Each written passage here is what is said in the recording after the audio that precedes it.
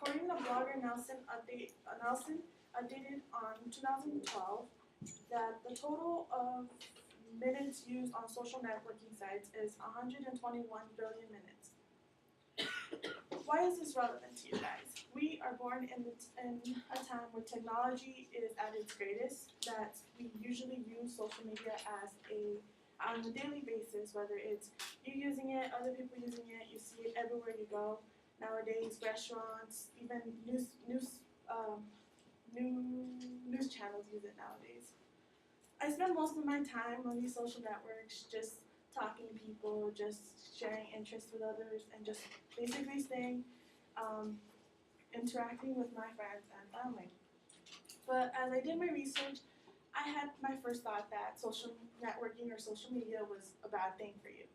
But as I continued searching, I thought maybe it isn't. Maybe it's actually helping us in some way by just helping us in our lives. Using social networking is beneficial to our social life along with gaining knowledge. I will first talk about how it provides information for students. Then I will talk about how it's great for our communication and to stay in contact with one another. And then lastly, I will talk about how we are informed about what's going on in the world. How does social networking help us as students? Well, according to procon.org on social networking, updated on 2012, states that 59% of students with access to the internet report that they use social networking sites to discuss educational topics, and 50% use the sites to talk about school assignments, just talk about school assignments. There are many resources with using these social networking sites like YouTube, where you can find a video on how to do a certain topic, or if you don't get a certain way how to do a problem. They teach you step by step when you don't have the time to stay after school and talk to a teacher.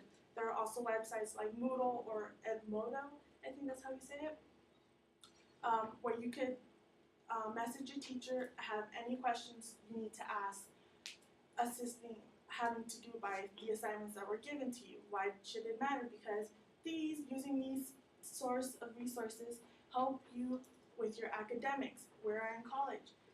Using these type of resources, they will help us get to a degree where we all want a degree, we all want to get good jobs, we all want to get paid well, so we go for an educational purpose. There are websites, there's a Facebook page titled CSU LA Book Exchange, which is a website where students from here, Cal State LA, post up the books, used books where you are able to buy them.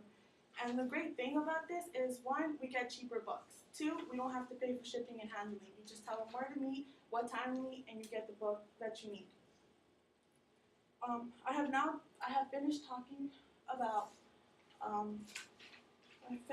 how we get information through these sources. Now I will talk about how it's great to stay in contact or communicating. According to a blog, social networking's purposes is for people to communicate with one another, and it's doing its job. According to a blog written by a student at UCLA, on 2013, mentioned that a study executed by National Institute of Health found that youths with strong positive face-to-face relationship may be those most frequent using social media as an additional venue to interact with peers.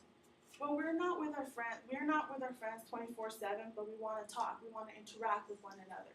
So we go on these sites to see what's going on. You may be at your parents' house and you're bored, so you pick up your phone and you start talking to one another.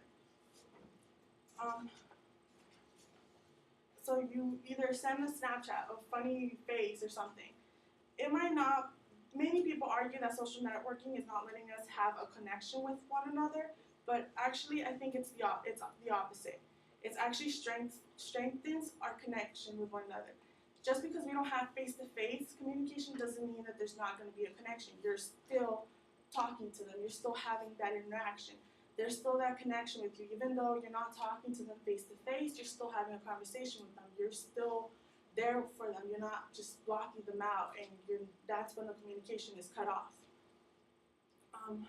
According to Wired.com on 2013, Donna Boy, a Microsoft researcher, mentioned that teens aren't addicted to social media. They're addicted to each other. They're not allowed to hang out the ways that other people did, so they moved it online. So basically, we're just addicted to hanging out with one another. We're addicted to spending time with other people that does not involve family members most of the time or parents. But most of the time, if your parents are like mine, who don't let you go out at night to go see a movie or something because it's so dangerous outside, this could happen. They go with dangerous things. So might as well just go on social media and talk to them because what else are you going to do in the boring night when your parents don't let you go home? I mean, don't let you go out.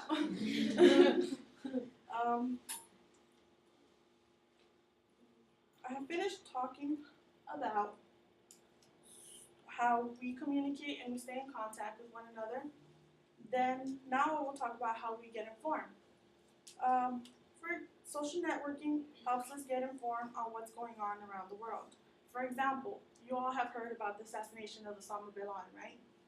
And so according to New York Women in Communication, updated 2013, one of the men that had a 15 minutes of fame on Twitter um, tweeted about something that was occurring near his house at Pakistanium without realizing, and it ended up being when they were landing. So from that one tweet, people saw it and people started going. It went out. People started thinking, got the information that Osama bin Laden was going to be assassinated without any of the news channels to even report it until the next day. Most people, everyone was getting what's going on. Is it true or is it not? Until the news people actually confirmed that it was actually happening, then it would. So from what that example, it shows that through social media or social networking, news spreads wildfire. It trends, everyone talks about it the next day. Like according to CNN.com, posted by Chris Blunt on November 2013, based on the Pew Project, it showed that the analysis most on the content on Twitter is breaking news. So let's be honest, most of us don't go every day home, turn on the TV and watch the news on a daily basis. Most of us are either on social networking and then they just pop out on the sides. You might not even be looking for it, but most people are talking about it and you get informed that way.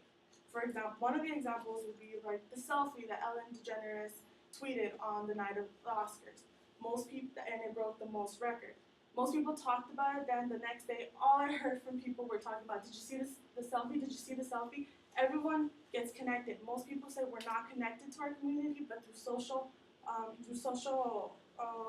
networking, we're not just connected to our own community, but community worldwide, where we are now informed of stuff that happened in other places of the world. I have now finished talking about how we are informed of the world through social networking. Now I'll finish my speech.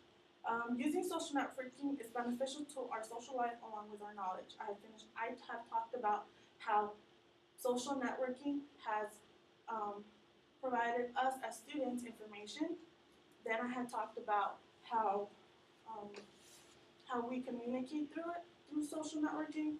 And lastly, I talked about how by using social networking, we are informed on what's going on in the world. I will finish my speech with a quote by Brian Solis. Social media sparked a revelation that we, the people, have a voice through the democratization of content and ideas. We can once again, around common passions, inspire movements, and ignite change.